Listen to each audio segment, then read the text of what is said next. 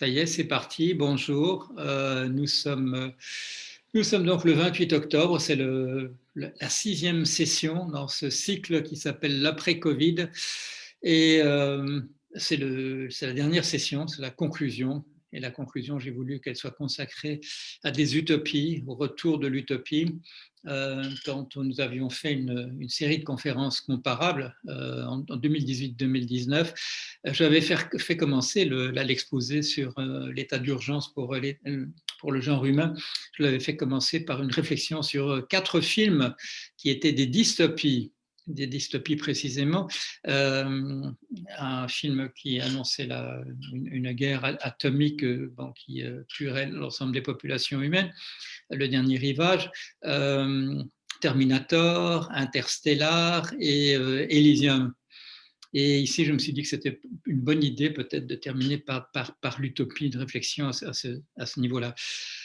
Une réflexion sur le titre de cycle de conférences, bien entendu. Il y a une certaine ironie que le cycle de conférence s'appelle l'après-Covid. Ça nous montre l'optimisme qui présidait à l'époque du confinement, durant laquelle nous avons mis au point au niveau de notre équipe, donc de la chaire technologie, éthique et technologie humanisme. Et on s'apprête sans doute ce soir en France, probablement, c'est ce que disent les journaux, à ce qu'on nous annonce une nouvelle période de confinement.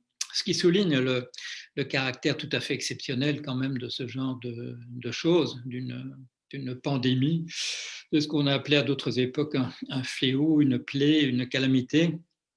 Nous ne sommes pas véritablement équipés pour cela. Et aussi, j'attirais l'attention là-dessus durant le cycle de 6 conférences. Il y a eu une époque, la période de 1945, disons 70, où le souvenir d'un événement aussi marquant que la Deuxième Guerre mondiale nous avait, maintenu dans une sorte d'alerte permanente par rapport à des crises de ce type-là. Et nous sommes entrés dans une sorte de complaisance vis-à-vis une confiance dans le monde autour de nous qui nous a empêchés de bien réagir. Et au point et ça a été un thème un petit peu des 5 conférences précédentes et des discussions que nous avons eues, comment expliquer le peu de réflexion, le peu de conclusions tirées, le peu d'impact des leçons qu'on a pu tirer sur la suite. Et j'y réfléchissais, bien entendu, en particulier tout à l'heure, avant de commencer la conférence. Quand on regarde un petit peu à l'époque du Conseil national de la résistance, à l'époque de différents projets comme l'État-providence, quand on regarde les articles de John Maynard Keynes dans les années 30, il y a quand même une constante qu'il faut souligner. Ce n'est pas qu'on ne sache pas ce qu'il faut faire, ce n'est pas qu'on tire les leçons, mais il y a un poids considérable dans nos sociétés attribué aux syndicats patronaux. Et il faut quand même bien reconnaître que la responsabilité de ne pas faire ce qu'il faudrait faire est quand même dans la plupart des cas, ça commence en 1929 après la crise, la plupart des bâtons mis dans les roues, c'est quand même de ce côté-là que ça vient. Il y a un exemple qui me vient à propos de la crise des subprimes. Il y a un certain nombre de choses dont on savait qu'il fallait, des mesures qu'il fallait prendre, et en particulier qu'il y avait un État aux États-Unis, la Caroline du Nord, où une crise du type de la crise des subprimes ne pouvait pas apparaître parce qu'un certain nombre de règlements existaient dans cet État. Et là, c'est une chose peu connue, mais sur laquelle moi je suis tombé, parce que c'était mon métier de le savoir, parce que je travaillais dans ce secteur. 5 millions de dollars ont été mis, ce qui à l'époque était une somme considérable. Donc dans les années 2004-2005, 5 millions de dollars ont été mis à la disposition des politiques dans différents États américains pour qu'ils empêchent qu'une législation du type de celle de Caroline du Nord s'installe dans le pays, aux États-Unis, par l'association des prêteurs, Mortgage Lenders Association. un syndicat patronal. Quand on m'a posé la question, parce que bon, j'avais prévu cette crise de manière assez détaillée, qui est responsable de cette crise, j'ai dit la Mortgage Lenders Association, l'association patronale des prêteurs au niveau donc des prêts immobiliers, choses de cet ordre-là. Et le plus remarquable, c'est que les gens en général qui m'interviewaient, qui étaient des journalistes, ont conclu en disant « Ah oui, donc on ne sait pas ». Alors je répétais, je dis « Si, on sait ». Mais je suppose que c'est considéré comme faisant à ce point part du monde tel qu'il est, qu'on met cet élément-là entre parenthèses. Ça rejoint bien entendu les réflexions dont j'ai parlé à plusieurs reprises, en 2008-2019, et dans ce cycle-ci aussi, les travaux de Horace Kess et Conway sur les marchands de doute, c'est-à-dire les sommes considérables qui sont dépensées par le milieu des affaires pour empêcher que la vérité soit connue. Et ça va de campagne de presse au financement de rogue scientists, de scientifiques mercenaires qui sont prêts à écrire des articles qui disent le contraire de ce que le consensus de leurs collègues dit. Mais voilà, bon, donc ce n'est pas le sujet de mon exposé. Je n'aurais pas mentionné ceci si nous ne savions pas que tout à l'heure, le président de la République en France nous parlera de mesures qui sont à nouveau des mesures contraignantes. L'idée qui est partout dans les déclarations gouvernementales, c'est celle d'un arbitrage entre la santé et la santé des populations et l'économie. Il faut arriver à un équilibre entre un certain nombre de morts de la pandémie et un certain nombre de pertes, un niveau de perte dans l'économie. Or, c'était véritablement, je dirais, le sens non seulement de l'exposé que j'ai fait sur l'économie, le numéro 2 dans la série, mais aussi des chroniques que je fais dans les journaux financiers. L'évidence est là. Les pays qui se sont attaqués aux problèmes de santé véritablement en prenant le taureau par les cornes sont les pays qui ont résolu le problème économique automatiquement. Cette idée qu'il y a une sorte d'équilibre à maintenir, que l'optimisation, ce serait un certain nombre de morts pas trop grands et des pertes pas trop grandes pour l'économie, a été démentie immédiatement par les faits. Arrivé au mois de mars ou au mois d'avril, on le savait déjà. Nous sommes maintenant en octobre, fin octobre, et quelque chose donc qui est su entièrement, qui est su depuis des mois et des mois, ne parvient pas à parvenir au sommet au niveau des décisions. Espérons qu'on aura une bonne surprise ce soir. Et là, je crois quand même, il y a peut-être d'autres explications, mais je crois quand même que effectivement le rôle, je vais appeler les choses par leur nom, le rôle nocif joué par les organismes patronaux là-dedans et vu les rapports de force qui existent dans notre société, est quand même extrêmement dommageable. La Chine, bon, vous l'avez entendu, j'ai critiqué la Chine assez considérablement dans les exposés précédemment. Il faut lui reconnaître quand même des mérites. Et si on peut aller si vite, je dirais, vers les solutions, il est quand même bien possible que justement l'absence des syndicats patronaux joue peut-être un rôle là-dessus. Ceci dit, il faut dire que, et là c'est quelque chose d'assez constant dans l'histoire récente, je dirais, bon, justement dans la période à partir de la Deuxième Guerre mondiale, les syndicats patronaux dans d'autres pays ont souvent eu des positions, je dirais, plus progressistes, plus innovantes que dans nos pays à nous, et en particulier les États-Unis qui sont en situation très difficile. Bon, on en a discuté vu vu la présidence actuelle, les syndicats patronaux aux États-Unis ont quand même des attitudes tout à fait différentes.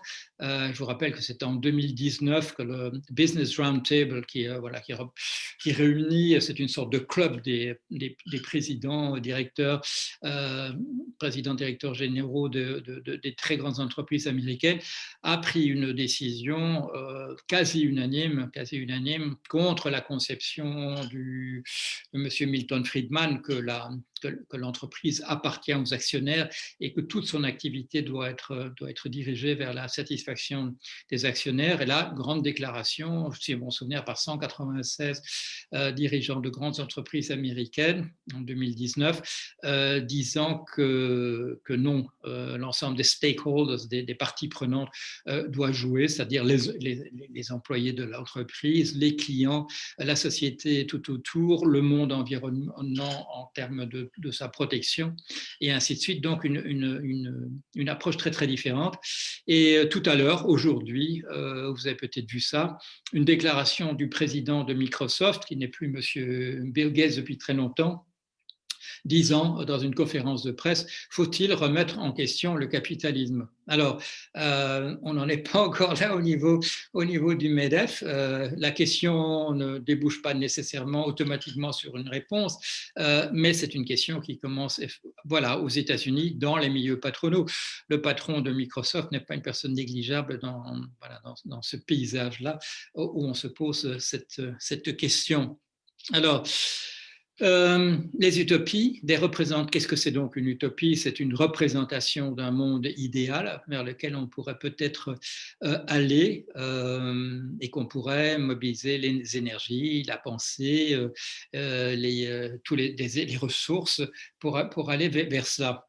Et avant de poser des questions d'ordre général, je vais peut-être quand même consacrer un certain temps à quelques tentatives remarquables qui ont été faites pour réaliser véritablement sur Terre des utopies qui avaient été d'abord écrites, qui avaient été rédigées, qui avaient été proposées par des intellectuels probablement.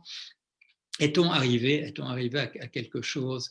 Et là, il y a, je dirais, à différentes époques, il y a des gens qui essaient de mettre ça en place. Je dirais l'effort le plus systématique et le plus, comment dire, qui a mobilisé le plus de personnes, c'est probablement dans les années récentes le mouvement hippie qui est parti des États-Unis et les tentatives qui sont faites maintenant de développer des éco-villages, des éco-communautés sur le terrain. Des tentatives sont faites véritablement. Quand on regarde les chiffres de population que ça représente, j'en discutais en particulier avec un de mes fils qui se trouve dans une communauté de ce type-là, et nous faisions une évaluation, je dirais, un petit peu sur le pouce, de combien de personnes ça représente en France en ce moment. Et nous étions tombés sur un chiffre entre 50 000 et 100 000 personnes, c'est-à-dire moins d'1% de la population. On nous dit ça se développe, etc. En même temps, quand on regarde les chiffres, il y a des chiffres récents qui sont tombés sur des populations en ville et à la campagne en France. Le mouvement ne va pas encore véritablement vers un retour à la campagne. Il y a toujours, oui, nous connaissons tous des gens qui se déplacent. Oui, j'habite à Vannes plutôt qu'à Paris, mais ça ne représente rien. Et par rapport au flux véritablement migratoire, ça ne suffit pas du tout à compenser le mouvement qui continue à être un mouvement de concentration dans les villes. Mais à part, donc, je dirais, les tentatives de type 20e siècle, donc dans les années 60, essentiellement dans les années 60, à partir des années 65, ça commence aux Pays-Bas en 65, à peu près au même moment en Californie, ça atteint la France en 68. Une réflexion sur d'autres types de vie possibles. Et en France, cela donne lieu en particulier à un film qui s'appelle Lance 01. Je vais regarder exactement à quelle époque le film est produit, c'est un peu plus tard. 73. Bon, donc c'est 5 ans après 1968. Et donc c'est l'initiative, ce sont les gens autour d'un journal dont on parle beaucoup en ce moment, Harakiri, et en particulier les chroniques de GB, les chroniques de GB qui s'appellent l'an 01 et qui donnent lieu donc à un film un des premiers, c'est peut-être le premier film donc de Jacques Doyon, où on trouve beaucoup de beau monde. On trouve pas à peu près tout le monde qu'on connaît. On trouve Miu Miu, on trouve Gérard Depardieu, on trouve Coluche. Tout le monde est là, souvent dans des premiers rôles. Et qu'est-ce que c'est donc l'an 01? On arrête tout. Voilà, l'an 01, on arrête tout. Et voilà. Malheureusement, bon, la réflexion dans le film s'arrête à peu près à ça. Ce sont surtout, si vous ne l'avez pas vu, ça mérite d'être vu, en particulier vu les acteurs prestigieux qu'on trouve là dans des premiers rôles. Mais il n'y a pas véritablement de solution. J'ai retenu, parce que je l'ai regardé à nouveau récemment, j'ai retenu quelques réflexions. À un moment donné, on dit l'an 01, mais qui est-ce qui finance ça? Et quelqu'un dit, c'est financé par Pékin, sur un ton, je dirais, sérieux. Donc, comment dire, quelque chose de toujours pertinent, cette idée qu'un autre type d'approche, d'une certaine manière, est liée à la Chine. Bien entendu, quand on parle en 73, eh bien, ça fait partie des représentations que s'il y a des choses qui remettent l'ordre en question, c'est nécessairement des choses dont Pékin assure le financement.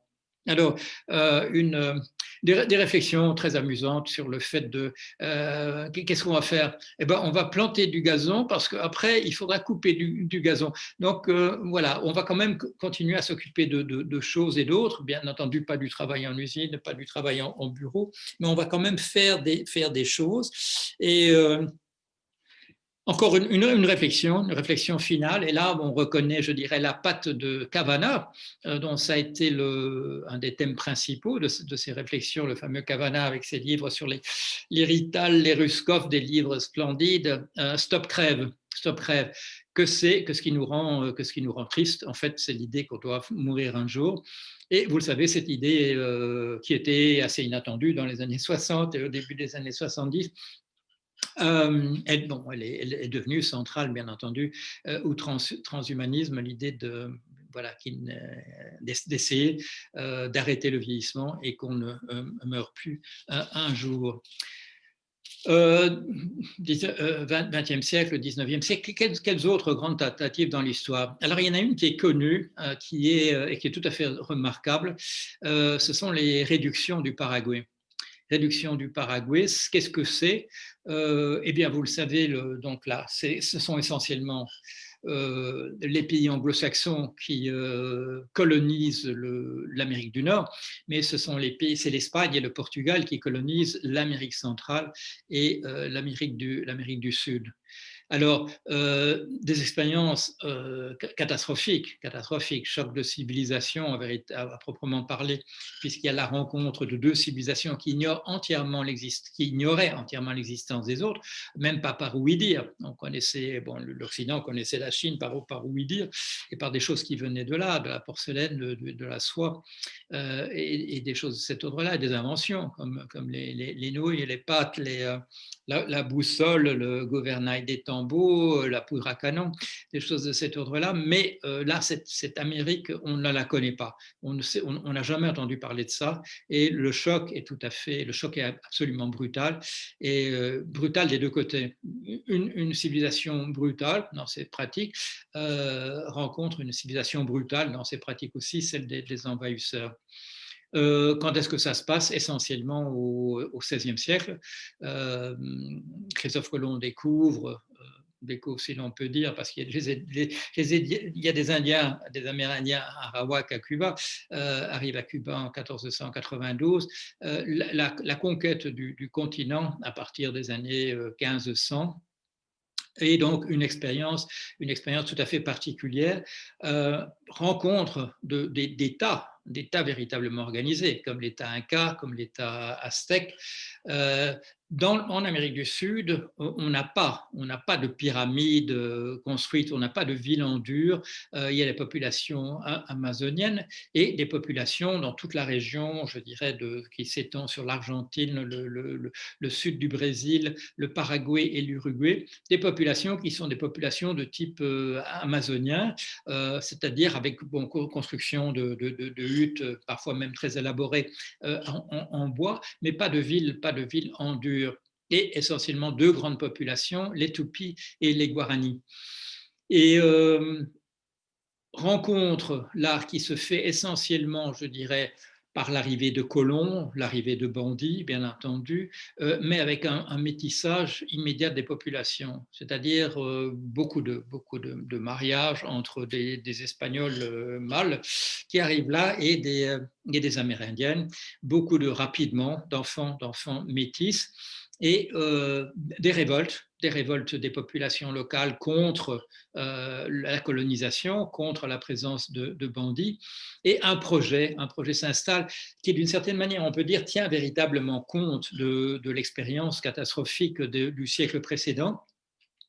Dans l'expérience précédente, il y a de nombreux missionnaires qui sont là et qui font encore, je dirais, un inventaire.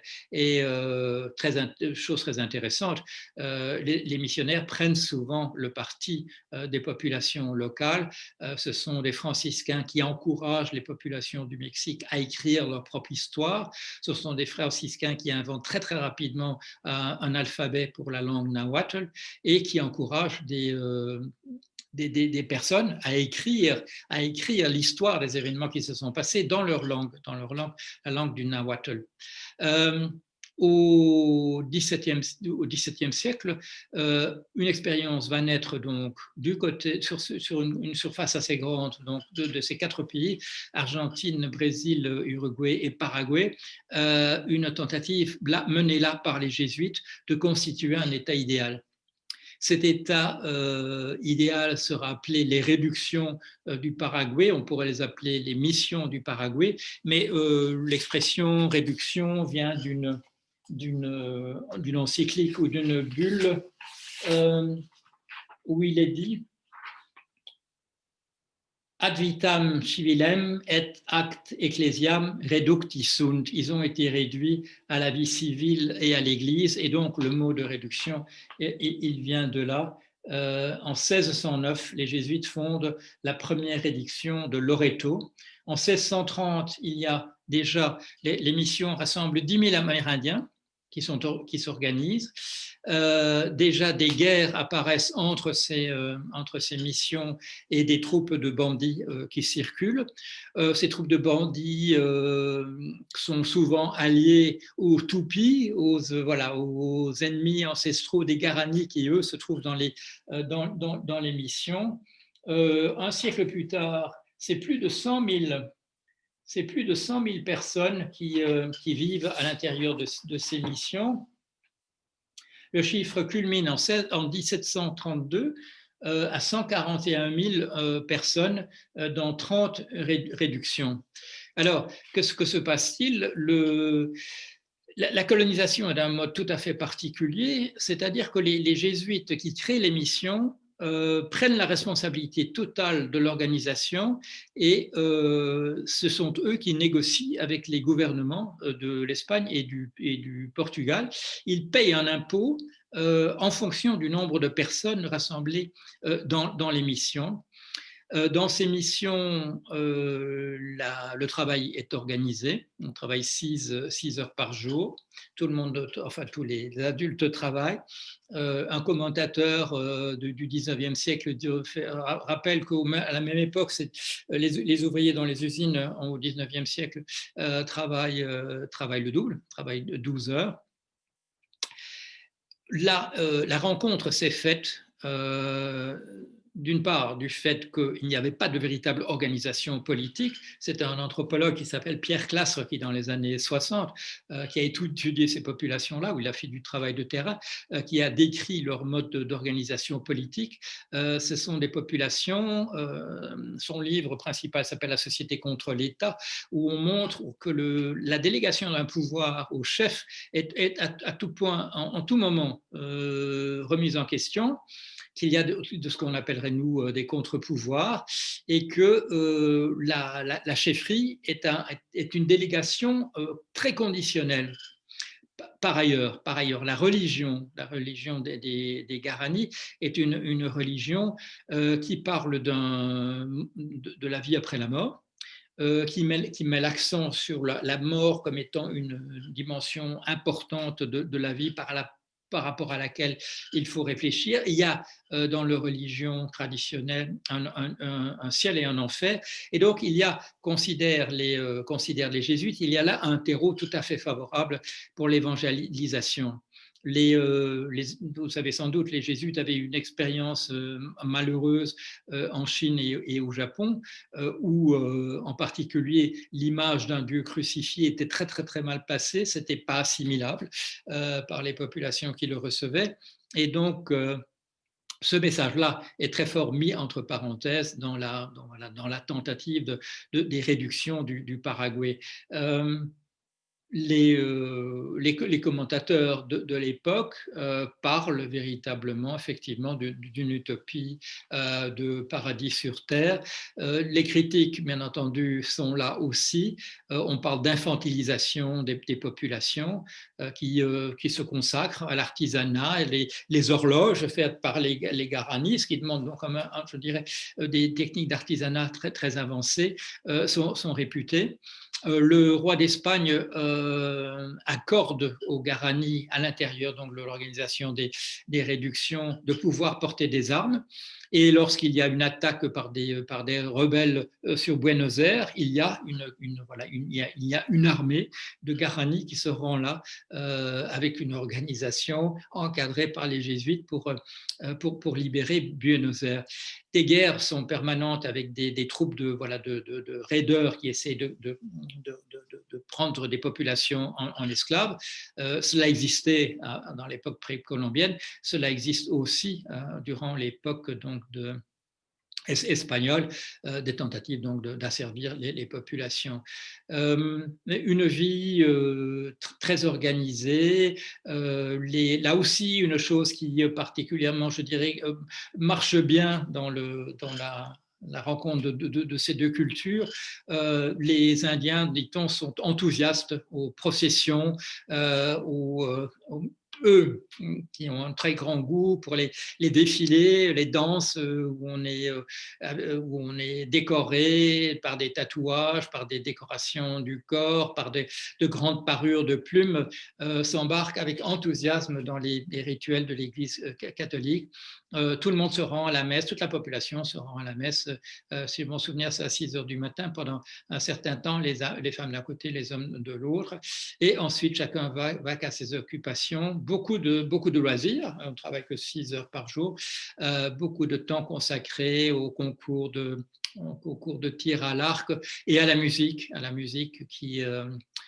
qui plaît particulièrement, et il y avait une musique bien entendu locale, et la musique devient, des orchestres existent de Guarani faisant de la musique. Si vous avez vu, il y a un très beau film qui a été fait, qui s'appelle The Mission, un film de Roland Joffé, avec de très bons acteurs comme Jeremy Irons, Robert De Niro, Liam Neeson, qui rassemblent sur une période relativement courte un certain nombre d'événements liés aux réductions du Paraguay, et en particulier la fin de l'expérience. Et la fin de l'expérience n'est pas tellement due à des facteurs locaux, mais elle est due aux réactions de l'État espagnol et de l'État portugais et du Vatican lui-même contre ce qui finit par leur apparaître comme l'apparition d'un État dans l'État de la part des jésuites, et qui conduira à la suppression de l'ordre des jésuites au XVIIIe siècle. tout ça se termine à la fin du XVIIIe siècle, l'expérience. Je relis une phrase ici. Les Guarani entrent en rébellion sous la conduite du corregidor CP. Corregidor, c'est donc le pouvoir est un pouvoir comme chez nous par élection, chez les Guarani à l'intérieur de ces missions, sauf le corregidor qui est disons le président de la République et qui lui est nommé par les jésuites. Les Guarani entrent en rébellion sous la conduite du corregidor CP qui s'oppose aux autorités hispano-portugaises en 1753. CP est tué en 1755 dans une bataille. Les jésuites sont définitivement expulsés en 1767 avant d'être officiellement supprimés par le pape Clément XIV en 1773. Donc une expérience intéressante, décrite à l'époque. Il y a un livre fait par un Italien au XVIIIe siècle, j'ai bon souvenir, qui existe en traduction française, un livre très, très intéressant, des réflexions par des contemporains. Enfin, Edgar Quinet, que vous connaissez sans doute par la station de métro, Edgar Quinet à Paris, un violent défenseur de la laïcité, se moque des réductions du Paraguay, mais il est très isolé, il y a peu de critiques. Et plus récemment, dans une conférence donnée au Collège de France, dans le cadre de son cours, Michel Foucault avait fait un portrait assez élaboré des réductions du Paraguay, se moquant un petit peu de l'embrigadement et de l'infantilisation dans une certaine manière des populations. Il parle en riant de la cloche que l'on faisait sonner à minuit dit-il, pour rappeler les époux à leurs devoirs conjugaux. Mais autre expression utilisée, théocratie, donc un royaume de Dieu sur terre. Moi, j'ai connu l'expression quand j'ai fait du travail de terrain en 73 et 74, 1900, je vais préciser, dans l'île de Watt, et que cette île de Watt était représentée dans la littérature, en particulier la littérature du 19e siècle, avec l'île voisine de l'île de Dic, représentée comme des théocraties. Pourquoi? En raison du pouvoir du prêtre dans l'île. Pas de registres municipaux, uniquement des registres paroissiaux, des élections bien entendu qui mettent au pouvoir un maire, mais ce maire n'a en réalité aucun pouvoir. J'ai encore pu voir ça en 73 et 74. J'ai pu voir aussi un petit film de l'abbé Marquer qui était recteur, comme on dit, peu de temps avant mon arrivée, et qui se justifie, l'interview doit dater des années 90 ou quelque chose comme ça, et qui se justifie en disant « mais ça n'intéressait pas du tout les pêcheurs de gérer leur village, c'était un petit peu, comment dire, il aurait dit, c'est ma bienveillance naturelle qui m'a fait occuper de ces affaires ». Ce n'est pas vrai, parce que depuis le XVIIIe siècle, ça se passait exactement de cette manière-là. C'était le recteur, effectivement, qui s'occupait d'organiser ces petites sociétés. Qu'est-ce que ça représentait? Bon, à l'époque où j'y étais, c'était 450 personnes. Je ne sais pas, il dit que ça devait être à peu près la même chose. Mais il y a en particulier un sociologue de l'école de Le Play qui a écrit un petit ouvrage dans les années, je dirais 1890, je ne me souviens pas de la date exacte, qui s'appelle « Deux petites théocraties, l'île de Watt et l'île de Watt et l'île de Dic ». Autre tentative, et là plus proche de nous, et là je dirais une tentative, probablement la tentative la plus cohérente et la plus vaste en termes de nombre de personnes que cela a consacré, que cela a impliqué. C'est ce qu'on appelait à l'époque la révolution sociale. Alors c'est un terme qu'on a oublié, mais la révolution sociale, c'est entre 1820 et 1840 des tentatives de mettre en pratique véritablement ce que les idées de ceux que Marx et Engels avaient appelés les socialistes utopistes, c'est-à-dire donc Fourier, Cabet, Considérant, Proudhon, les héritiers de Saint-Simon, Sismondi et ainsi de suite, des tentatives assez systématiques dans les pays occidentaux. Ça touche l'Angleterre, ça touche la France, la Belgique, ça touche les États-Unis. Une tentative de faire basculer notre organisation dans autre chose, dans invention de la coopérative, les phalanstères de Fourier, différents types de tentatives, la création de villes sur ces principes-là aux États-Unis, qui s'appellent New Concord, New Harmony, des choses de cet ordre-là, qui comptent parfois plusieurs dizaines de milliers de personnes. J'en ai fait un petit peu l'historique à l'époque où monsieur Hamon m'avait demandé de faire un historique de cela pour un colloque. Et le fait est que le nombre de personnes à l'intérieur des sociétés de nos sociétés qui étaient impliquées dans ce type d'entreprise était beaucoup plus considérable qu'à l'heure actuelle. C'était un nombre important de gens qui se joignaient au mouvement des coopératives, des cités-jardins, un ensemble d'entreprises de ce type-là. Pourquoi est-ce que ça n'a pas marché? Je vais vous lire là un compte-rendu très intéressant qui date de 1909. C'est dans un fameux livre de Charles Gide et de Charles Rist, dans leur Histoire de la pensée économique au XVIIIe et au XIXe siècle, donc un ouvrage de 1909. Je vais vous lire leur conclusion.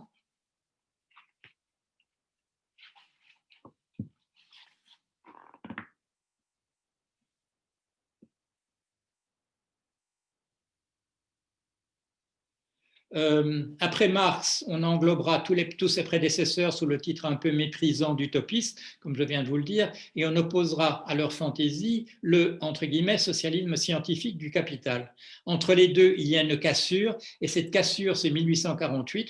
Pourquoi 1848 ? Successivement mises à l'épreuve, dit J. Rist, toutes les formules se montrent vides. La révolution sociale est morte de la malveillance des uns, de l'impatience des autres, de la maladresse et la hâte de leurs promoteurs mêmes, qui font tomber petit à petit toutes leurs expériences de leur ridicule et l'odieux. L'opinion fatiguée finit par confondre dans la même réprobation les noms de tous les réformateurs. Et donc là, ce sont des personnes, bon, vous l'avez compris, J.D. Rist, ce sont des gens qui sont plutôt favorables à ce type d'entreprise, mais ils constatent que ça n'a pas marché. Et ça n'a pas marché pour différentes raisons. D'abord, une opposition de fait. On a parfois envoyé l'armée effectivement pour empêcher des tentatives de ce type-là, de type ZAD, comme on dirait maintenant. Et où là aussi, on voit, à notre époque aussi, on voit des choses de cet ordre-là, de suppression des tentatives de cet ordre-là. Mais aussi beaucoup, quand on regarde une certaine naïveté par rapport aux formules économiques qui permettent au monde environnant d'exercer assez rapidement une activité de prédation sur des choses qui marchent, comme les coopératives. Les coopératives sont mal préparées à une concurrence à l'intérieur d'un monde capitaliste, et il est assez facile par différentes manœuvres de faire disparaître ces tentatives, par exemple en mettant au point des méthodes qui permettent d'acheter tous les produits qui sont pas chers dans les coopératives, de les revendre ailleurs et ainsi de suite. D'utiliser les bons, dans d'autres exemples, utiliser les bons d'accès gratuit à un certain nombre de choses pour aller les monnayer par ailleurs. Le système est peu protégé contre l'extérieur. Et aussi, un des handicaps, c'est la naïveté des personnes impliquées. Je vais vous lire parce que c'est intéressant. C'est un monsieur Joshua Warren, c'est un nom qui est connu dans l'histoire de l'anarchisme aux États-Unis, qui avait été un des participants justement à la création de la ville qui s'appelait New Harmony aux États-Unis et qui était fondée sur les principes de Owen, donc le fondateur, l'inventeur de la coopérative New Harmony dans l'Indiana. Il récapitule ce qui furent les problèmes qui affligèrent ce qu'on appelle aujourd'hui l'économie sociale et solidaire.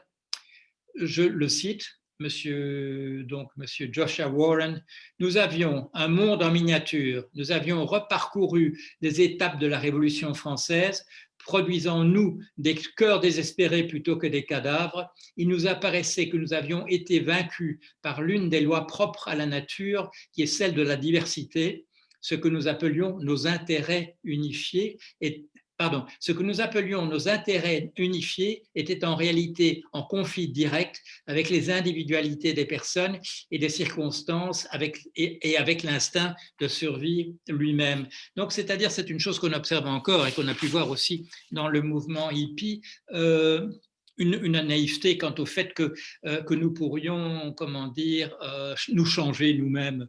Vous le voyez, bon, c'est encore un message quand dans certains mouvements de type utopiste maintenant, il suffit que nous nous changions nous-mêmes et tout va s'arranger. En 2000 ans, nous ne sommes pas arrivés à nous changer de manière considérable. Ça ne se décide pas ainsi. Et donc, des gens qui ont participé à différents types de tentatives disent nous nous faisions des illusions sur notre capacité à mettre un certain nombre de choses entre parenthèses. Ce sera aussi le message de Sigmund Freud dans le livre qu'il consacre en 1930 aux utopies en particulier. C'est donc le livre qui s'appelle Malaise dans la civilisation, on appelle maintenant Malaise dans la culture, un livre donc publié en 1930 qui n'est pas une réflexion sur la psychanalyse mais qui est une réflexion sur le genre humain. C'est la suite d'un livre qu'il avait publié peu de temps avant qui s'appelait L'avenir d'une illusion, qui était une réflexion sur la religion.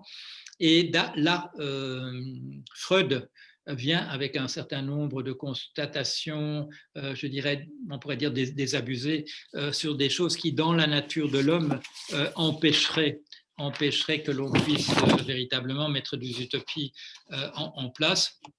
Une des choses qu'il dit et qui dérive de la psychanalyse, de son expérience de psychanalyste, c'est l'agressivité, dit-il, est un donné de la nature humaine. Et si on réprime l'agressivité que nous manifestons envers d'autres êtres humains à l'extérieur, ce qui se passe, c'est que cette agressivité, nous l'installons, elle reste là et elle s'adresse à nous-mêmes, c'est-à-dire qu'elle se manifeste à notre propre niveau, sous la forme de ce que lui appelle le surmoi, et qu'on appelle aussi, maintenant, voilà, de l'angoisse, de l'anxiété, le sentiment de culpabilité, le sentiment permanent qu'on ne fait pas bien les choses, qu'on pourrait faire mieux, et ainsi de suite. Cette agressivité contre nous-mêmes, nous dit Freud, c'est une agressivité en fait que nous avons le choix simplement de l'exercer contre nous-mêmes ou contre le monde extérieur. Il y a là une somme d'énergie que nous ne pouvons pas tout simplement éliminer. Autre réflexion de Freud, dit-il, l'amour du prochain, c'est splendide, mais nous n'arriverons jamais dans une situation réelle à ce que nous englobons dans le nous, qui est celui de l'amour que nous diffusons autour de nous, qu'il n'y ait pas un reste, qu'il n'y ait pas un résidu de personnes à l'extérieur qui, eux, seront exclus et qui peuvent tomber rapidement dans la situation d'être des boucs émissaires pour les choses qui ne marchent pas. Et enfin, par rapport à l'utopie marxiste, il fait la remarque suivante en disant nous pouvons essayer de supprimer toute concurrence dans le domaine économique, de pacifier véritablement les relations économiques, mais ce que nous n'arriverons jamais à pacifier, c'est la concurrence des hommes pour une femme très aimable et la concurrence des femmes pour un homme très aimable. Là, quoi que nous fassions, cela existera toujours, et les inégalités par rapport à la beauté, aux différents types de qualités que nous pouvons avoir, elles sont données par la nature, elles ne sont pas de notre royaume, nous ne pouvons pas en décider.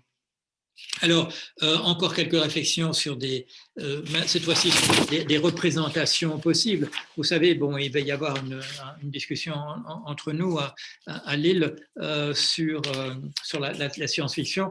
La science-fiction, bien entendu, ou ce qu'on appelle la science-fiction, parfois il n'y a pas du tout de science, c'est simplement de la fiction. Ce sont des utopies ou des dystopies, un domaine qui s'ouvre à de la réflexion sur ce que pourrait être véritablement un monde pacifié, un monde plus aimable. Dans le domaine français, le film La Belle Verte de 96 de Colline Serrault avec du beau monde. Voilà, des gens très jeunes ou relativement jeunes, ou en tout cas dans leur premier rôle, comme Marion Cotillard, Vincent Lindon.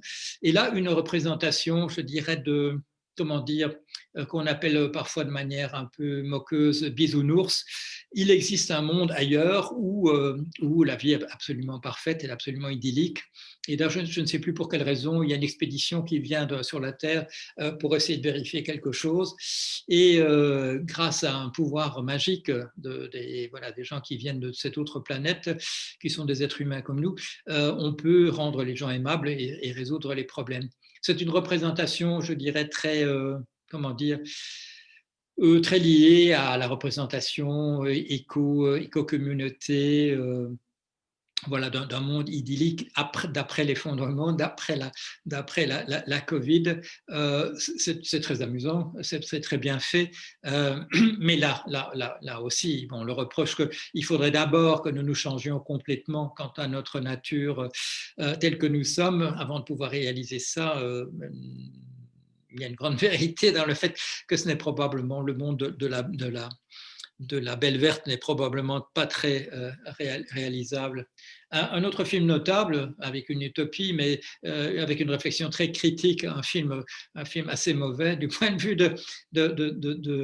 de la manière dont c'est fait, un film de John Boorman, avec des gens connus comme Sean Connery et Charlotte Rampling, un monde idyllique, là, qui ressemble assez fort à celui de la Belle Verte sur la planète particulière. Mais il y a une astuce, en fait, il y a une arnaque, c'est un magicien caché qui met en scène ce monde idyllique. Et quand ce monde idyllique prend conscience de la mise en scène qui préside à son existence, il décide en fait de se suicider, de se supprimer plutôt que de continuer. C'est une variation sur le thème du magicien d'Oz, The Wizard of Oz, un livre connu, très connu des enfants américains, très peu connu chez nous, parce que c'est une histoire qui n'a pas du tout marché chez nous. Elle est très américaine, c'est un roman pour les enfants de 1900. On discute beaucoup de savoir si l'auteur, M. L. Frank Baum, avait véritablement voulu introduire une critique du capitalisme dans son livre, ou bien si elle transparaît, je dirais plutôt à une lecture faite par des adultes. Ça donne lieu à beaucoup d'articles universitaires. La chose n'a pas été véritablement résolue. Wizard of Oz, c'est deux syllabes de ce nom sont repris pour faire Zardoz dans le film donc, de John Boorman. Mais quelle est l'astuce dans le Wizard of Oz? Donc une sorte de monde féerique qui ressemble fort au pays de Cocagne, et où on découvre à la fin qu'il y a, caché derrière un rideau, il y a quelqu'un qui n'est pas un magicien, c'est un simple ingénieur qui fait fonctionner une machine avec des rouages. C'est en fait un décor, ce n'est pas le monde idyllique qui est représenté, est une supercherie. Et curieusement, cette conclusion de livre est complètement oubliée par les enfants et par leurs parents. On n'attire pas l'attention là-dessus.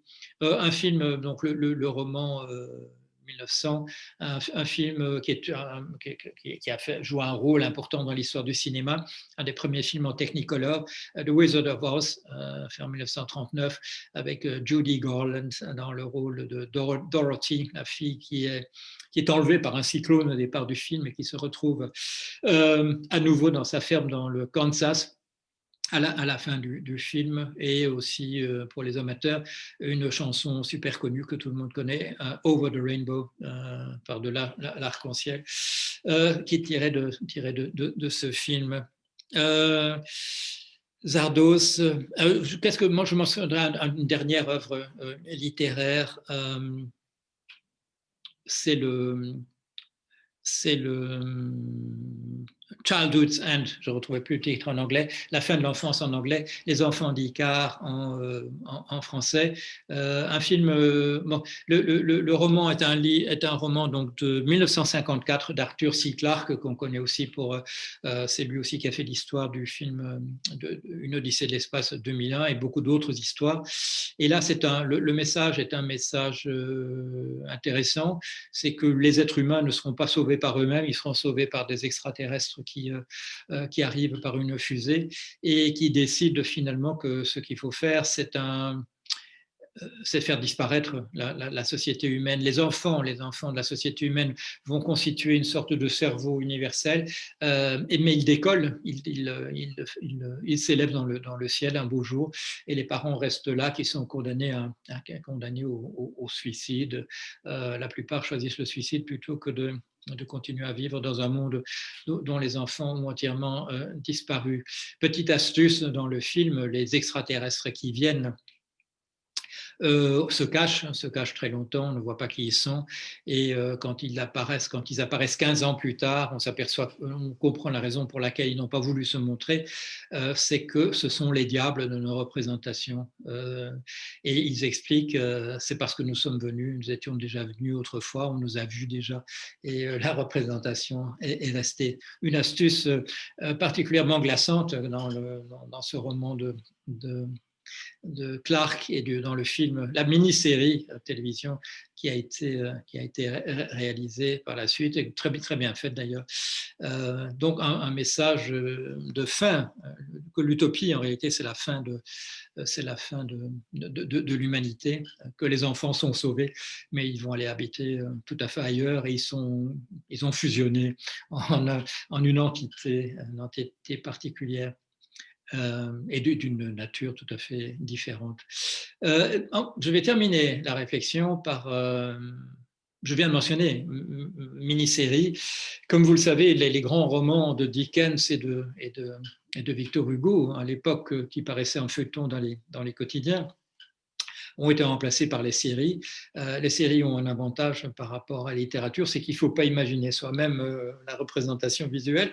Elle nous est donnée par le cinéma, par la télévision. Et là, réflexion intéressante, et je vous dis, c'est par ça que je vais terminer. Un film, The Fight Club, un film V comme Vendetta, et la série Mr. Robot. Monsieur Robot. Alors, un tout petit peu, un minimum d'informations techniques. The Fight Club, un film de 1999, d'après un roman de Monsieur Chuck Palahniuk, un film de Stephen Fincher, qui a fait des films très connus, très appréciés, comme Seven, The Game, le jeu. Et là, donc, un film, une bande d'hommes fascinés par la boxe, par le combat, mettent au point une révolution du monde qui va se terminer par la suppression du système bancaire, et on a l'air de comprendre la suppression de l'argent. Un thème très comparable apparaît dans une bande dessinée de M. Alan Moore qui paraît à partir de 1982 et qui donnera aussi lieu à un film, donc le film V pour Vendetta, un film de 2006, et film réalisé par un monsieur James McTeague, mais dans les coulisses, les personnes qui à l'époque étaient les frères Wachowski, qui avaient fait la série La Matrice et qui sont depuis les sœurs Wachowski.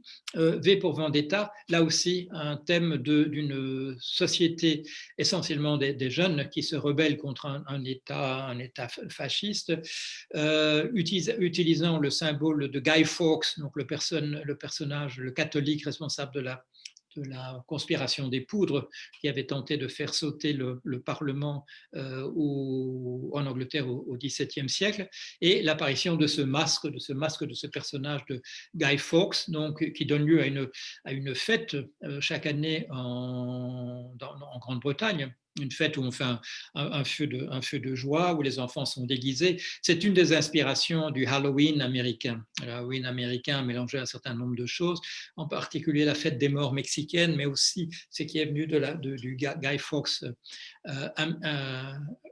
britannique, avant que Halloween ne revienne chez nous sous la forme qu'on lui connaît, pour remplacer la Toussaint et la fête des morts, ce que je regrette personnellement. Même thème dans la série de 2015-2019, la série de Sam Esmail, Mr. Robot, une série qui a eu un énorme succès, 45 épisodes, donc voilà, il y a beaucoup de temps passé devant son poste, mais une réflexion très intéressante sur le hacking, sur les jeunes qui font qui sont dans le milieu de l'informatique, les gens qui font du code, et une rébellion, là aussi, une rébellion de la société contre le monde de l'argent, une tentative de faire disparaître l'argent. Donc un thème qui mérite d'être mentionné, puisque ce dont je vous parle là, ce sont des choses qui sont très connues, je dirais, des gens jeunes également. Ce ne sont pas simplement, je dirais, des thèmes de vieux. Une utopie d'un monde sans argent. Il apparaît que le souci de la plupart des gens, comment faire pour que le monde soit meilleur qu'il ne l'est, retombe souvent sur cette réflexion qu'un monde sans argent serait sans doute le monde qui nous conviendrait. Ce qui conduit à des réflexions comme celle de ce président de Microsoft qui lui pose la question aujourd'hui ou hier dans la soirée, est-ce qu'il ne faudrait pas réfléchir à un monde sans capitalisme, je suppose comme une étape vers un monde sans argent. C'était déjà, ça fait partie bien entendu aussi de l'utopie de la révolution sociale des années 1820-1848, époque où la tentative a capoté. Pourquoi est-ce qu'elle capote en France en 1848? Parce qu'il y a une révolution. La révolution débouche sur des élections, et les élections font venir au pouvoir une coalition de monarchistes et de bonapartistes, pas vraiment les gens qui allaient dans le sens de la révolution sociale, d'un monde de coopératives, de phalanstères, d'organisations de petits pipis sur le terrain, d'amour libre, un certain nombre de choses. Je vais terminer sur la constatation finale de la série Mr. Robot, si vous ne l'avez pas vu, et je regrette de vous d'offrir ce qu'on appelle un spoiler, de vous dire le fin mot de l'histoire. Donc, toute la série est sur le thème, et je vous dis, c'est très très bien fait. Ils ont eu énormément de prix, et ils sont mérités. Des enquêtes auprès des téléspectateurs donnent souvent une cote de 100% d'opinion favorable pour les épisodes de cette série. Donc, ils sont reconnus pour la qualité pas nécessairement du message, mais de la réalisation, mais du message sans doute aussi. Et là, la conclusion qui apparaît, je ne sais plus si c'est dans l'avant-dernier ou dans le dernier épisode, quand il y a une réflexion sur tout ce qui a eu lieu sur le fait qu'effectivement il y a eu une redistribution de l'argent qui appartenait à cette société qui dominait, cette grosse banque qui dominait un petit peu le monde. Quand les protagonistes posent la question de qu'est-ce que ce serait véritablement une vie qui serait une vie idéale. Et là, il y a cette réflexion qui est faite, c'est la vie que j'ai vécue, mais sans la souffrance.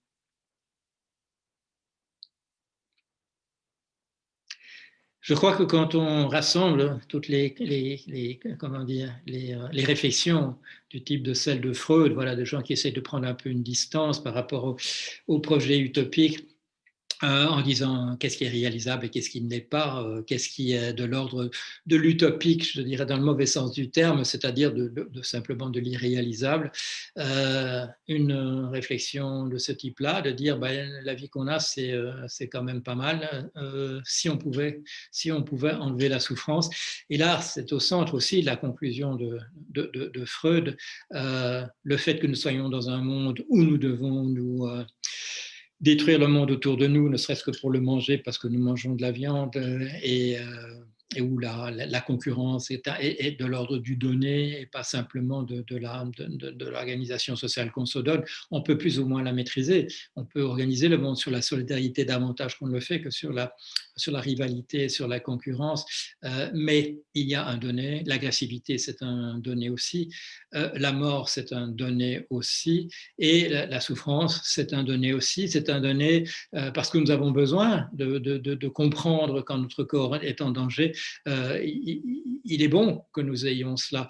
Dans sa conclusion, que dit Freud, qu'est-ce que nous avons inventé pour nous défendre contre le fait que le monde est tel qu'il est? Il dit nous avons inventé trois choses. Les deux premières de manière tout à fait involontaire. Nous avons inventé la névrose qui nous permet, je dirais, de tourner un peu autour du pot dans nos vies, d'essayer d'isoler la souffrance et d'essayer de la contourner. La psychose qui nous fait basculer dans un monde qui n'est pas le monde de la réalité. Et là, nous sommes véritablement coupés de nos contemporains. Nous n'avons plus de contact. Et la troisième chose que nous avons là découverte et que nous utilisons de manière systématique et qui représente un grand danger pour nous personnellement, c'est l'anesthésie sous toutes ses formes. L'anesthésie essentiellement sous la forme de la drogue, mais aussi dans le discours de Freud, sous la forme des illusions, des représentations illusoires, des représentations du monde tel qu'il n'est pas en réalité, mais de manière massive, l'alcool, les drogues, et qui nous permettent d'oublier le monde tel qu'il est. Alors voilà, je termine la série des 6 conférences. Je vous remercie pour ceux qui étaient là aujourd'hui, et nous allons ouvrir la discussion pour une demi-heure. Conclusion donc de cette série que nous avons appelée avec optimisme, parce que c'est un des grands traits de la nature humaine, que nous avons appelé l'après-Covid au printemps dernier, et en espérant que la réflexion pourra quand même aboutir à quelque chose. J'ai dit d'emblée, parce que voilà, c'était une réflexion qui me venait essentiellement d'avoir lu cette déclaration du patron de Microsoft sur le rôle joué par les organismes patronaux, les syndicats patronaux, pour empêcher que nous allions vers des solutions quand nous savons de quel ordre elles sont. Et je vous ai donné un exemple véritablement de terrain qui est ma pratique, moi, travaillé pendant une douzaine d'années dans le domaine du prêt à la consommation, du prêt immobilier, de voir que l'organisation des patrons de ce secteur, c'est lui qui a créé la crise des subprimes. Voilà. Bien, David, je vais me tourner vers toi pour te demander où en est le dialogue.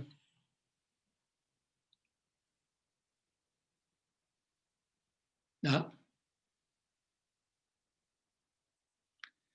Je n'entends personne. Est-ce que quelqu'un veut intervenir? Est-ce que quelqu'un voudrait dire quelque chose? Ah, David, voilà. Oui, merci voilà. David. Oui, voilà. Mon casque était branché et m'empêchait de parler apparemment. Oui, d'accord. Pour laisser aux uns et aux autres peut-être la possibilité de préparer leurs questions, soit par écrit, soit par oral. Dans ce cas-là, vous me l'indiquez si vous souhaitez parler oralement dans la conversation. Un bref résumé de quelques échanges qui se sont produits pendant ta conférence, ou de questions, de thèmes qui ont été abordés. Oui. Donc, un premier, bon, il y a eu quelques propositions de titres de films Oui. ou d'autres utopies que tu n'as pas citées et qui ont pu paraître intéressants à l'un ou l'autre. Donc, par exemple, le premier film de George Lucas, THX 1138. Oui. Il y a eu d'autres propositions, je ne vais pas toutes les citer. Un poste qui soulignait, plutôt en lien avec la recherche scientifique concernant la vulnérabilité des personnes au Covid, les personnes qui porteraient certains gènes issus de l'homme de Néandertal, puisqu'on sait que l'Homo sapiens et l'homme de Néandertal se sont croisés à une certaine époque, mais les personnes porteurs de certains gènes d'Homo néandertalis seraient plus vulnérables que les autres à la maladie. Oui. Une autre remarque aussi est venue de ce qui se passe ces derniers jours en Belgique, puisque la partie sud du pays c'est beaucoup plus vite, a pris une direction beaucoup plus rapide vers un reconfinement par rapport à la partie nord, qui a privilégié aussi longtemps que possible la préservation des échanges économiques et de l'économie. Mais finalement, il y a un contre-coup, c'est que la Flandre doit faire très vite marche arrière. Oui, N'a pas tiré grand bénéfice de son orientation politique privilégiée dans un premier temps. oui, oui, Une autre remarque aussi, c'est pourquoi est-ce que la France n'a pas privilégié le maintien du nombre de lits disponibles en cas de réanimation de Covid. oui, Pourquoi est-ce qu'il faut faire machine arrière, il faut déconstruire, reconstruire, enfin, oui, avec oui. les coûts que ça engendre. Mhm. Et une dernière remarque aussi, c'est une remarque autour de la trajectoire des hôpitaux publics, hein. L'échec actuel ne va-t-il pas servir d'argument à la privatisation, un renforcement de la privatisation des services publics, notamment en matière de soins de santé? Voilà. Oui. Oui, beaucoup de remarques intéressantes. Sur la privatisation, là, il y a eu une expérience, mais on la mettra entre parenthèses, j'en suis sûr. J'en ai parlé d'ailleurs, une tentative de privatisation de la FEMA, l'organisme qui s'occupe des catastrophes naturelles aux États-Unis, qui a été catastrophique. Mais là aussi, comme tu le dis, ou comme tu le rapportes, on mettra ça entre parenthèses et on essaiera de mettre en avant un argument disant que c'est l'État qui a échoué. Alors que une fois de plus, dans des situations de ce type-là, et c'est tout à fait évident dans le cas d'une catastrophe naturelle, ce qui rend aussi et ça on en a parlé, je dirais, on en a discuté, ce qui paradoxalement, parce qu'on n'y avait pas pensé, rend si difficile la prise de mesures, c'est la décentralisation dans nos pays. Et quand on parle de la Belgique avec 9 autorités qui prennent des décisions en matière de santé, je le vois en Grande-Bretagne parce que je regarde un peu ce qui se passe là aussi, un flou dans les textes. On a fait la dévolution sous monsieur Tony Blair, la dévolution, donc une régionalisation pour le Pays de Galles, l'Irlande du Nord et l'Écosse.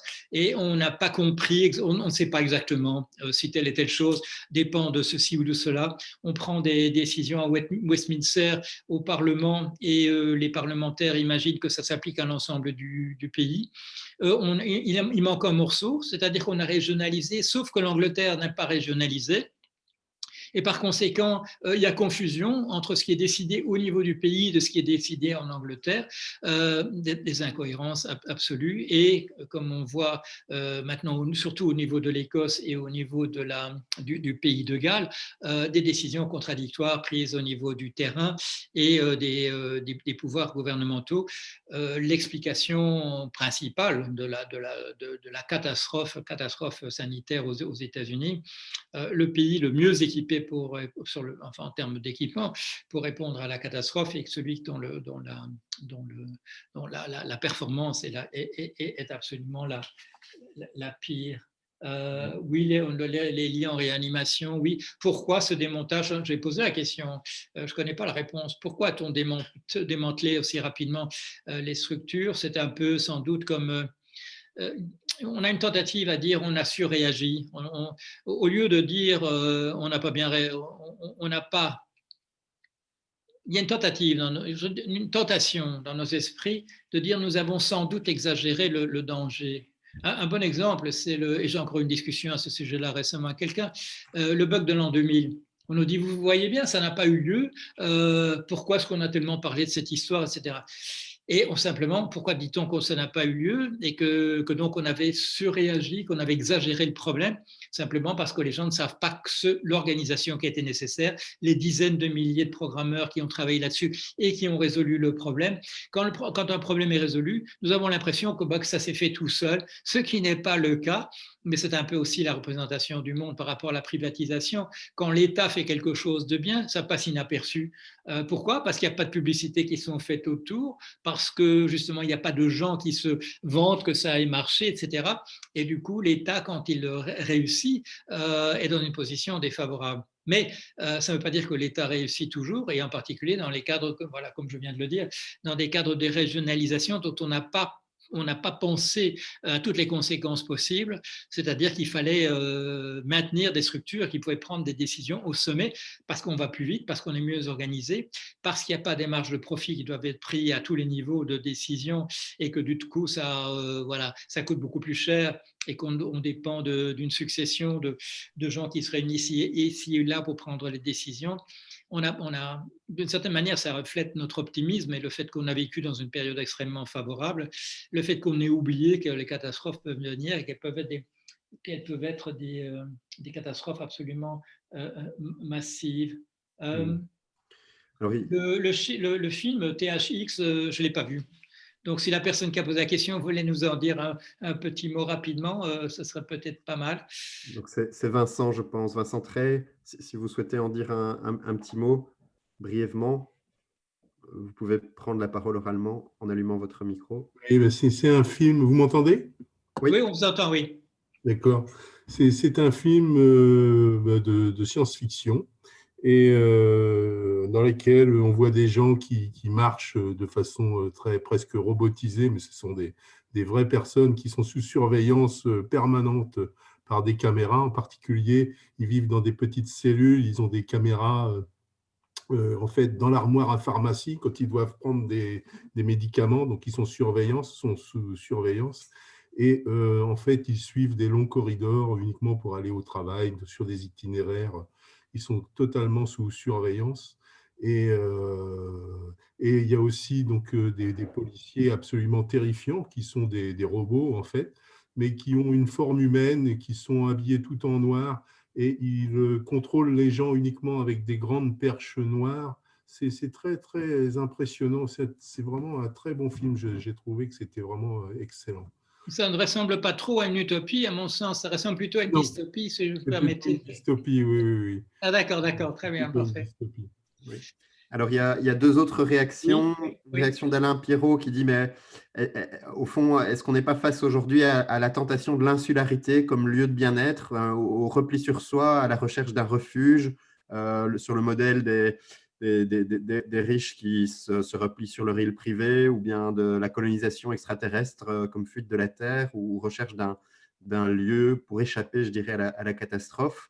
Deuxième remarque, c'est plutôt un commentaire de Gilles Roquette, qui souligne la conférence remarquable qui nous emmène des anarchistes à Arthur Clarke, en passant par les addictions palliatives de Freud, un échappatoire parmi d'autres, aux nombreuses détresses qui surgissent autant qu'aux rêves que poursuit l'espèce humaine dans ses errances.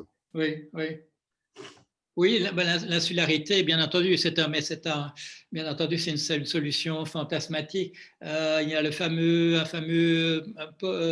proverbe Lovedou que j'ai entendu prononcer, je crois, pour la première fois par Lévi-Strauss.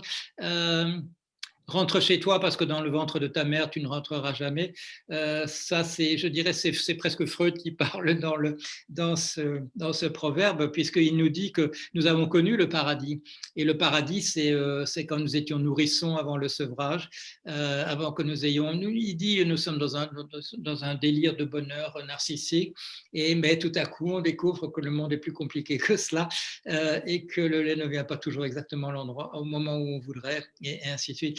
Ça rend un peu au thème, à l'idée que l'utopie, ce serait et là, bon, avant Freud, bien entendu, c'est un thème qu'on trouve chez Nietzsche de manière tout à fait classique, c'est-à-dire que la tragédie grecque nous a expliqué ce que c'était que la destinée d'être humaine.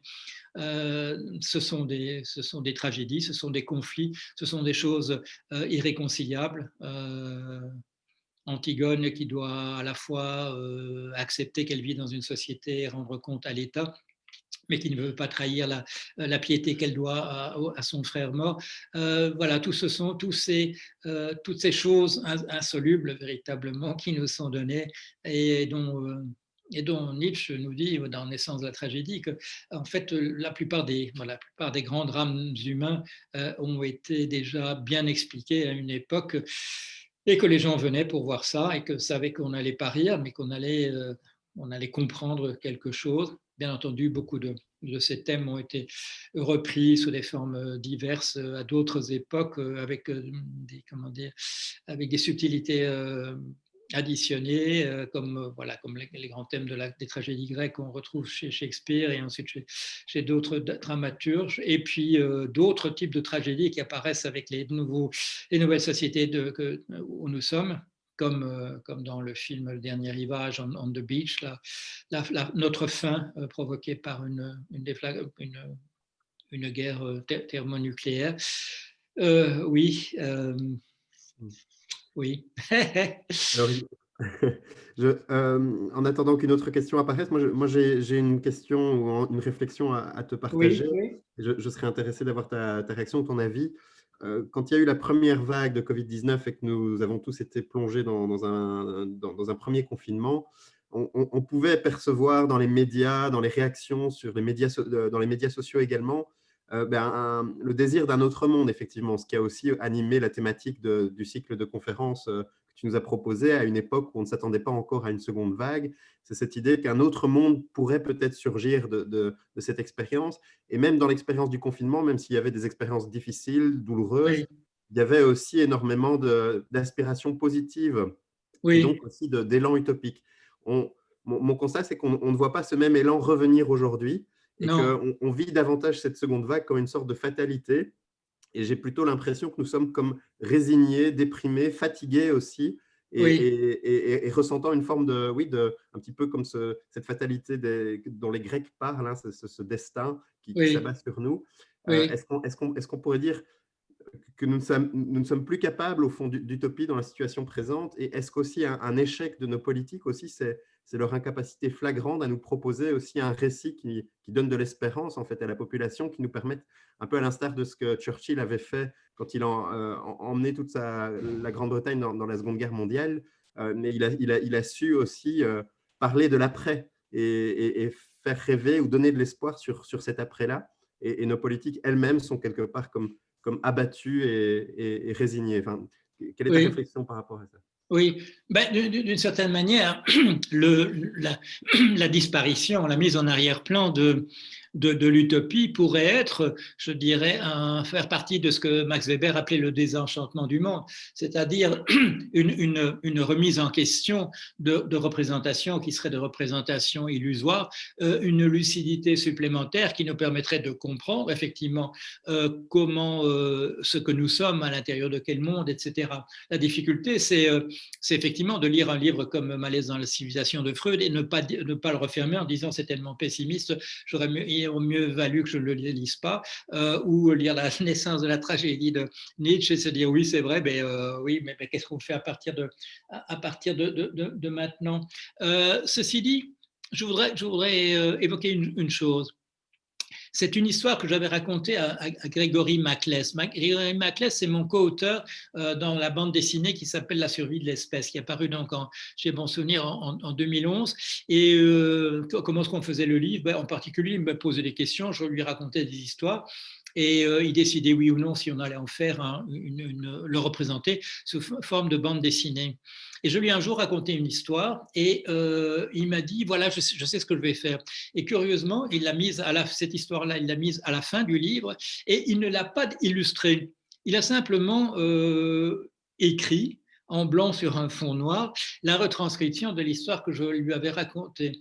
Et la raison pour laquelle il l'a fait comme ça, vous allez sans doute la comprendre quand je vous dis de quoi il s'agit. C'est une histoire que je lui avais racontée, ça se passait sur la Malle. Et chez mon souvenir, c'était un voyage entre Zeebrugge et un des ports anglais. C'était avant le tunnel sous la Manche. Et ce qui s'est passé, c'est que nous étions, je dirais, à peine en mer, que nous avons appris qu'en raison de la tempête, le port de Zeebrugge se fermait derrière nous et le port où nous rendions, c'était peut-être Douvres ou Folkestone, se fermait, l'un se fermait derrière nous et l'autre se fermait devant nous. C'est-à-dire qu'on n'avions plus le choix. Il fallait qu'on reste sur l'eau jusqu'à ce qu'un des deux ports se rouvre.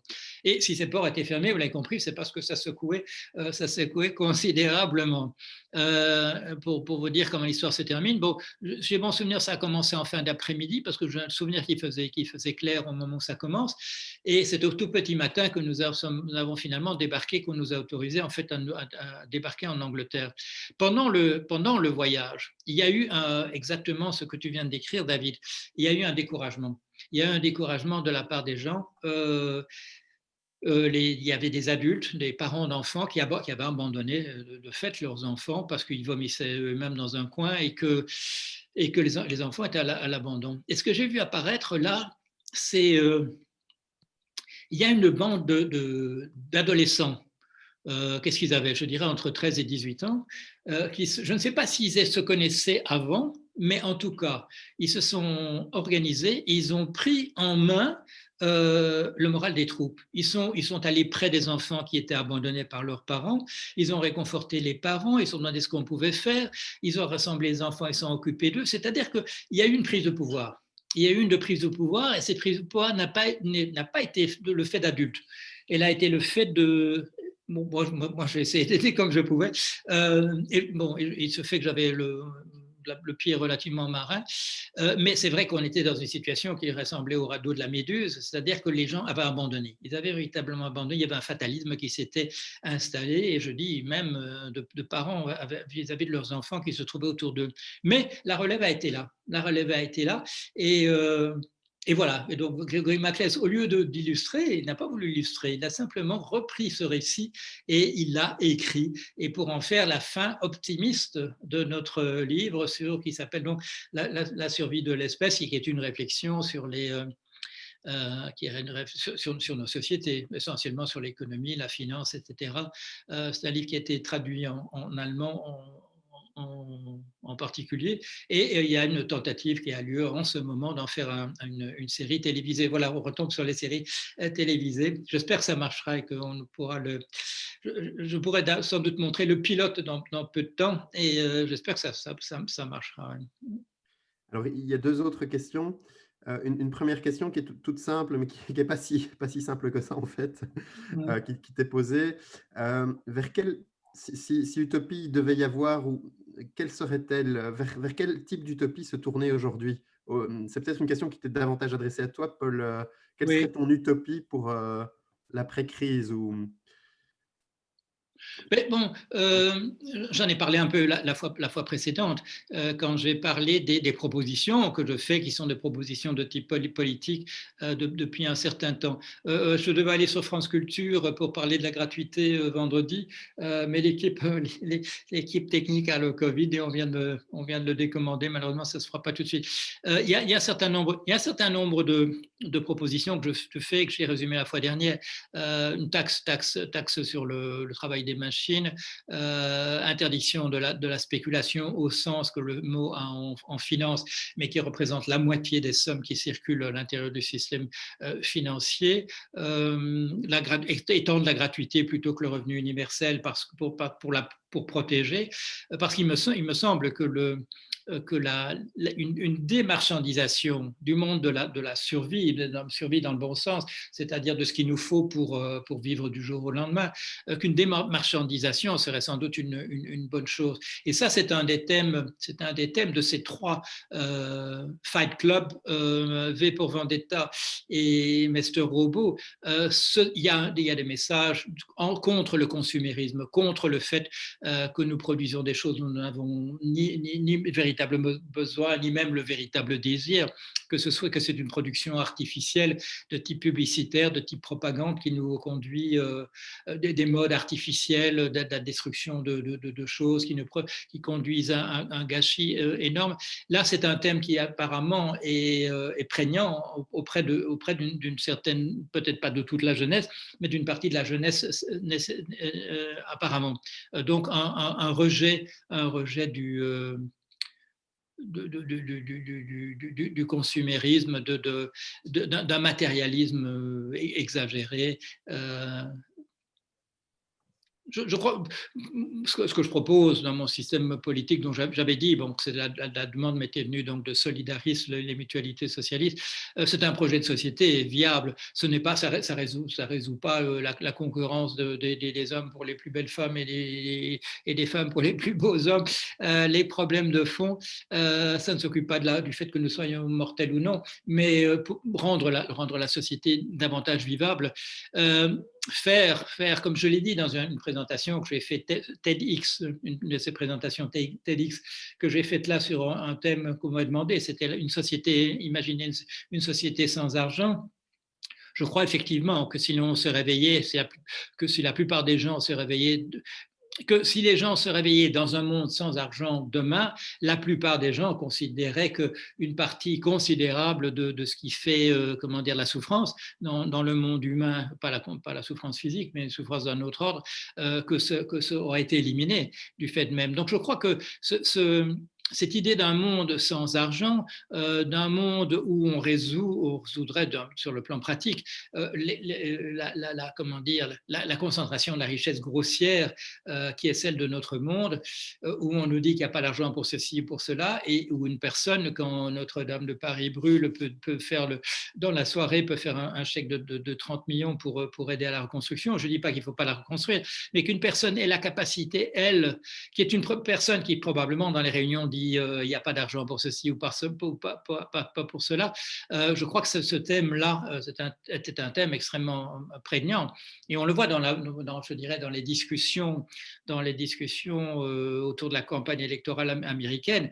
Du côté des partisans de M. Trump, il y a une peur panique devant des mesures qui pourraient être prises par M. Biden, qui, à mon sens, ne prendrait jamais les mesures de ce type-là, mais il y a une peur panique devant l'idée qu'il s'en prendrait à la concentration de la richesse.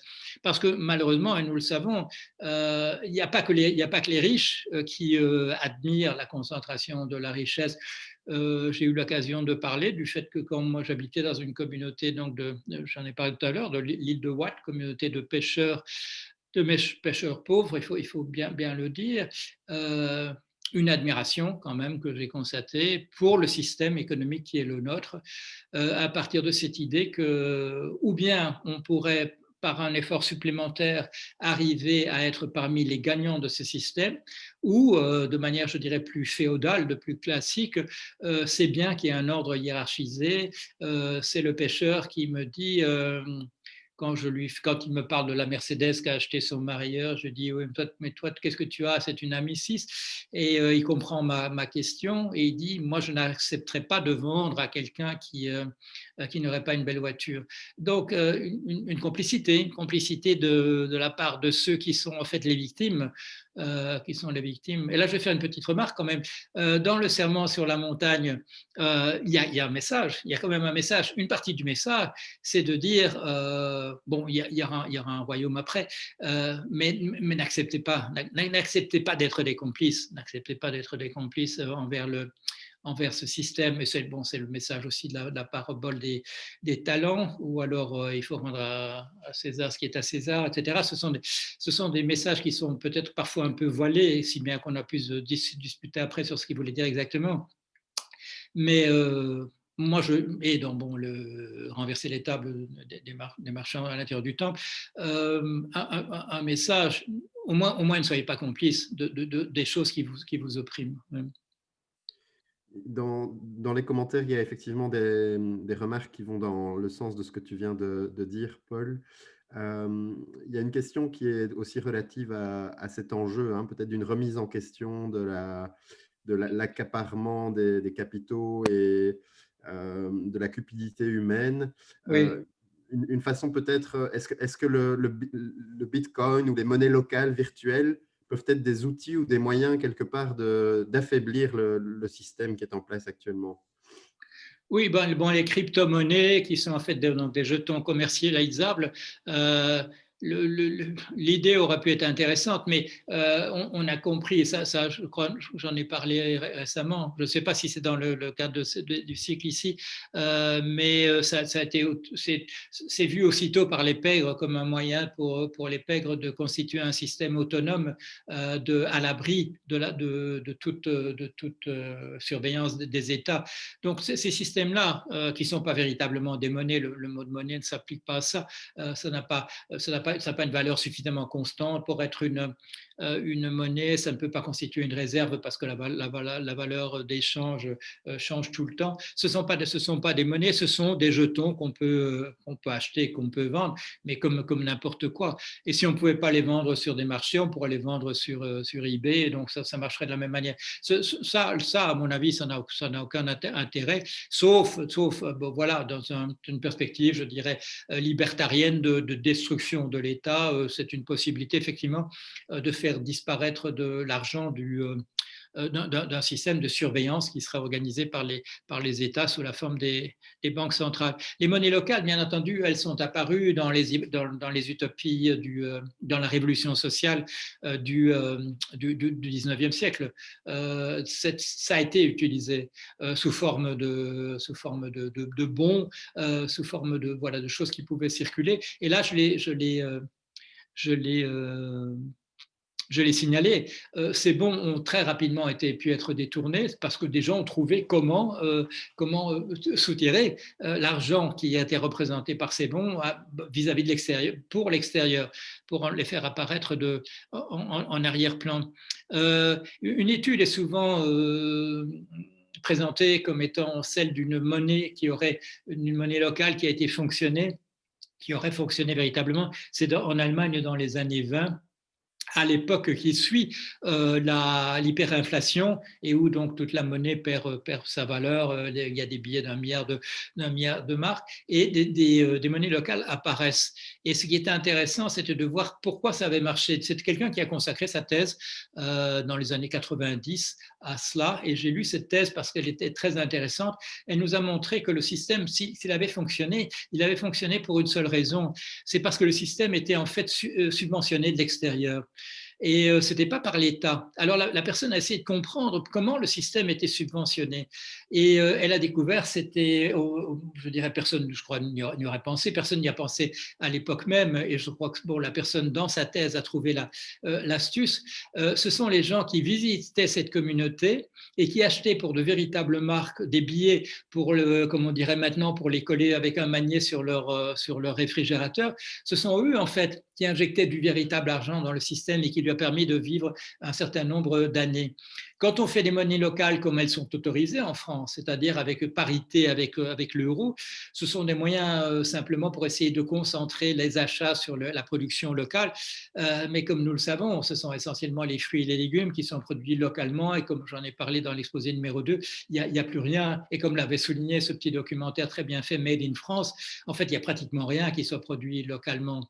Et quand mon fils qui fait du sel, on lui dit donc vous produisez pour le local, et qui répond non, puisque les gens ne mangent pas plus que 200 grammes de sel ici, pas plus qu'ailleurs. Donc il faut absolument que nous le vendions dans le monde entier pour que ça puisse fonctionner. Il y a beaucoup d'illusions de ce côté-là. Les monnaies parallèles, à mon sens, on me demande souvent mon avis parce qu'on considère un peu que je suis un spécialiste de ça, mais je suis... c'est comme le revenu universel. En fait, quand on analyse ça véritablement sur le terrain et en analysant les tenants et les aboutissants, ça a plus d'inconvénients que d'avantages. Et vous le savez, la plupart des monnaies locales sont éphémères. Elles fonctionnent un certain nombre d'années. La tentative de Silvio Gesell, de l'anarchiste Silvio Gesell, de monnaie fondante, a plus d'avenir, certainement. Et d'ailleurs, c'est Keynes qui disait que c'était la meilleure invention qu'on avait faite du point de vue monétaire depuis très très longtemps. Ça, peut-être, oui, peut-être. La monnaie qui perd de sa valeur et donc qu'il faut dépenser, ça fait circuler l'argent, ça empêche qu'on le thésaurise, ça présente certains avantages. Mais ceci dit, je crois que c'est surtout un monde sans argent qui présente véritablement des avantages par rapport à un monde avec l'argent, que ce soit de l'argent, quand on nous dit maintenant on va remplacer entièrement l'argent, les billets, les pièces par du numérique, ça ne change pas véritablement les données du problème. C'est le fait que beaucoup d'entre nous se réveillent le matin en disant il va falloir gagner de l'argent, il n'y en aura peut-être pas assez jusqu'à la fin du mois. Le fameux fin du monde, fin du mois. La fin du monde, c'est une chose, mais la fin du mois, ça reste la préoccupation de la majorité des populations pratiquement partout dans le monde, même si effectivement des progrès ont été faits au niveau de la pauvreté absolue. Avoir assez d'argent jusqu'à la fin du mois, c'est le souci principal de la majorité des gens dans la plupart des pays dont je connaisse l'existence. Voilà. Merci. Je vois qu'il est 17h37, donc oui. tout doucement de conclure. Et Paul, je te laisse le mot de la conclusion de ce cycle de conférences. Eh bien, merci David. Et comme vous l'avez entendu, j'ai essayé souvent de tirer, de tirer des conclusions à la fin de chacun des exposés. J'ai essayé d'en tirer parfois en cours de route quand ça me venait et que ça s'imposait dans la discussion. Impréparation, désorganisation, hésitation, problème qu'on n'avait pas imaginé par rapport à la régionalisation. Je crois que nous allons avoir, bon, ce soir, il va y avoir une déclaration. Espérons que sur ce plan de l'impréparation, de l'incapacité à tirer les conséquences, les conclusions qu'il faudrait, les hésitations, j'espère que cette compréhension que quand on est dans un processus de type exponentiel, chaque minute qui passe est une minute qui signifie un certain nombre de morts supplémentaires. Pourquoi détruit-on en juin des structures dont certains savent, en tout cas dans la population, qu'on en aura besoin à nouveau en septembre, et cacophonie au niveau des décisions qui sont prises. Je crois que bon, ça m'est venu, je n'avais pas réfléchi à cette remarque que j'ai faite sur les organisations patronales. Elle m'est venue parce que j'ai lu 5 minutes avant de venir ici cette déclaration de ce directeur de Microsoft. Oui, et l'exemple m'est venu d'avoir travaillé dans un secteur où effectivement le syndicat patronal a provoqué une catastrophe qui a coûté comme vous le savez, qui a coûté des milliers de milliards à l'ensemble du monde, et que quand on me demande qui est responsable, que je donne les noms, on me dit donc on ne sait pas. Je crois que c'est là que se trouve notre problème fondamental. Voilà, ce n'est pas une conclusion particulièrement optimiste, si ce n'est que ça va toujours dans le même sens que, contrairement à ce que a dit M. Valls, il vaut mieux comprendre les problèmes. Comprendre, ce n'est pas déjà excuser. Nous sommes des scientifiques, comprendre, c'est notre boulot. Et je crois que la compréhension nous mène quand même parfois par des parcours très sinueux, très tortueux vers la solution, mais la compréhension nous conduit vers la solution plutôt qu'à l'incompréhension ou les marchands de doute qui nous essayent de nous faire croire ce dont ils savent, quelle n'est pas l'explication. Cher Paul, un tout grand merci. Il y a énormément de remerciements dans les commentaires. Donc voilà, je tiens à te répercuter aussi ce retour. Très bien. Alors, il faut que parfois oui. Il faut que je souligne vis-à-vis de ceux qui nous ont écoutés que c'est toi qui étais l'origine de l'idée de faire cette série de conférences. Voilà. Voilà. Et merci à Géraldine qui s'est occupée, elle, de toute l'organisation. Voilà, merci à toutes et tous. Et si l'effort du savoir nous pousse parfois à nous décourager de l'humain, c'est aussi par le savoir qu'on peut aussi retrouver des lumières d'espérance et d'espoir. Donc, et c'était aussi l'essentiel de ta conclusion, je dirais. Merci à toi, Paul. Merci à toutes et tous de nous avoir suivis, et à bientôt. Voilà. Au revoir et à bientôt.